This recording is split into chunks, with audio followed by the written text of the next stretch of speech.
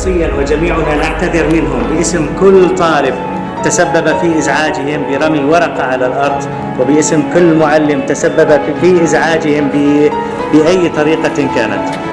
Herhangi bir öğrencimiz sizi rahatsız edecek en ufak bir şey yaptıysa, herhangi bir öğretmenimiz sizi kıracak bir davranışta bulunduysa eğer, ben onlar adına hepinizden teker teker özür dilemek isterim.